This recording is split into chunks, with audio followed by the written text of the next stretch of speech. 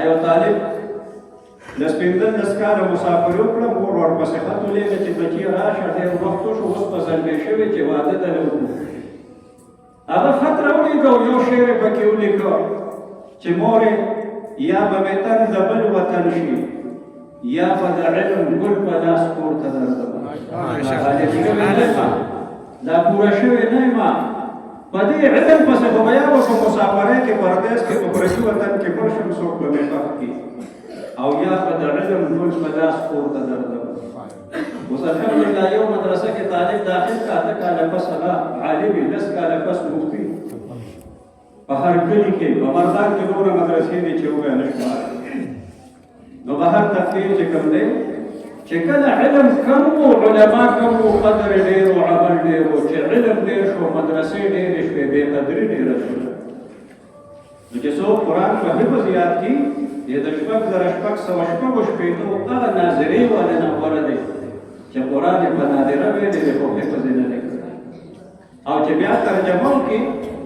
زه لکه ناخوان نه یم او کله کله انسان ته تاکي سړی چې د یو شي عادت دی څه ډېره عجیبه ما دیم بولر استاد دې ګوند ماشوم تاسو چې پوهېږئ تاسو دې خطا شئ نو به هر تفسیر چې کوم دی بیا چې په ترجمې سره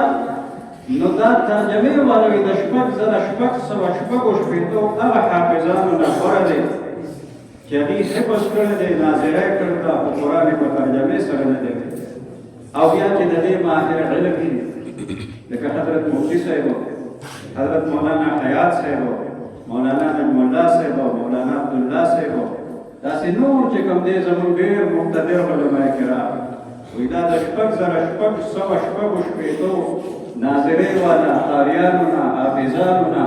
ترجمو والا نه غوره دي چې هغې خو دغه ترجمې او حفظ او ناظرې کړي دي پر علوم یې نه دي حاصل کړی او بیا د دې فایده به څه وي نو مزید په تفصیل کې نه ده یو ځای کې به دا ټول اصل نو یو مولانا دی چې مې بیا د دعوت ورکړه د بیان لپاره اتیانو کې دا چې سر کېناست وي چې څه وخت مولوي صاحب په خپله ټول وي نو مې اوس په موږ څه وویل باقي به انشاءالله مفتي صاحب ته د موقع مناسب د خپلو زرینو خیالاتو اظهار وکړي حضرت مولانا مفتی فضل غنی قریشي صاحب دامت برکاتهم العالیه او انشاءالله د انتظام کړی ختمې دي تاریخ کامل حق صاحب موټر وینا راکو شوي دي او درک سات لږه انشاءالله هغې چې کوم دی زموږ او ستاسو په منځ کې موجود وي د ماشومانو څه پوزیشنونه دلته د ترجمې نه علاوه الحمدلله زموږ په دې جومات کې 2 کلاسه نور وي په هغې کې ناظره وي په هغې کې حفظ وي په هغې کې قاعده وي او چاله چې ډېر وختي راتلل پکار وه د ټولو وروستو راتلل کوم چې د دې چمن او د ګلشن د بېنت د لګېدو باعث خطیب ابن الخطیب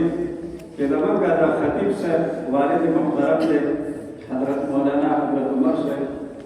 نو هغې تشریف آوري وکړله نو اول به د ماشومانو ته د دې د حوصله افزایۍ لپاره زره انعامونه